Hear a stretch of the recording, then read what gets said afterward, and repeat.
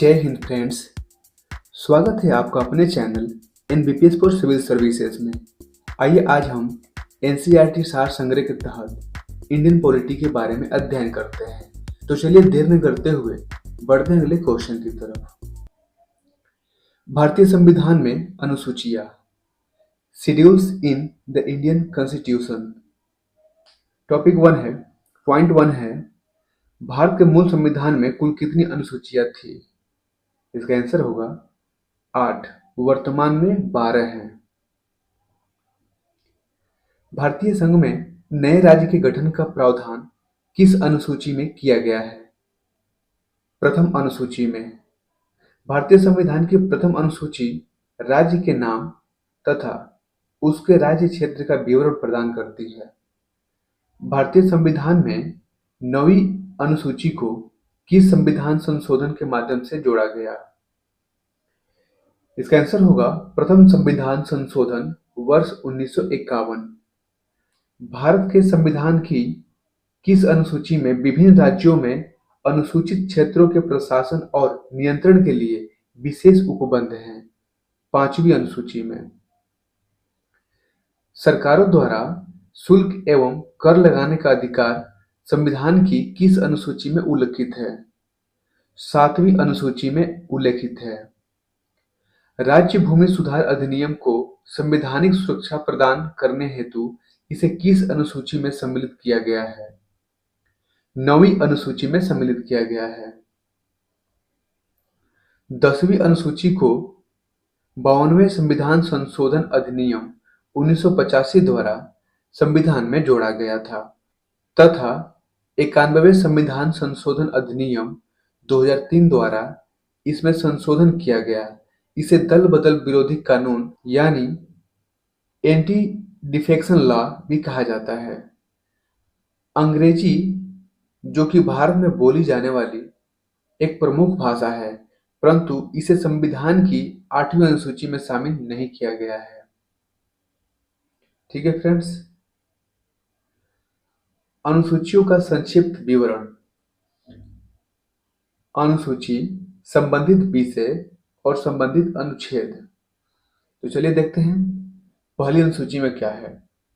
पहली अनुसूची राज्यों, संघ राज्य क्षेत्रों, यूनियन टेरिटोरीज के नाम एवं उनकी सीमाएं उल्लेखित है पहली अनुसूची में। यह अनुच्छेद 1 तथा 4 में दिया हुआ है। दूसरी अनुसूची राष्ट्रपति, राज्यपाल, लोकसभा, राज्य विधानसभाओं के अध्यक्ष और उपाध्यक्ष, राज्यसभा, राज्य विधान परिषदों के सभापति और उपसभापति, सर्वोच्च न्यायालय, उच्च न्यायालय के न्यायाधीश, भारत का नियंत्रक एवं महालेखा परीक्षक, पदाधिकारियों के वेतन, भत्तों तथा पेंशन आदि से जुड़े प्रावधान हैं।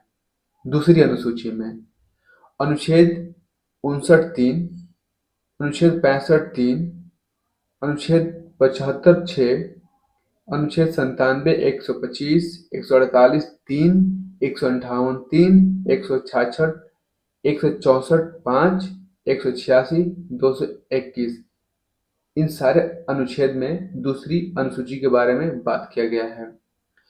देखते हैं तीसरी अनुसूची। तीसरी अनुसूची में संघ राज्य मंत्री, संसद, राज्य विधानमंडल के सदस्य व चुनावों के प्रत्याशी, न्यायाधीश आदि द्वारा ली जाने वाली शपथों का प्रतिज्ञानों के प्रारूप दिए गए हैं, यानी कि ओथ लेने के बारे में बताया गया है। यह अनुच्छेद 75, 4, 84, 99, 124(6), 148(2), 164(3), 173, 188, 219 में दिया गया है। चौथी अनुसूची। चौथी अनुसूची में राज्यों और संघ राज्य क्षेत्रों के लिए राज्यसभा में स्थानों का आवंटन दिया हुआ है। यह अनुच्छेद 4(1) और 80(2) में दिया हुआ है। पांचवी अनुसूची अनुसूचित क्षेत्रों व जनजातियों के प्रशासन तथा नियंत्रण से जुड़े प्रावधान दिए हुए हैं। यह अनुच्छेद 244(1) में दिया हुआ है।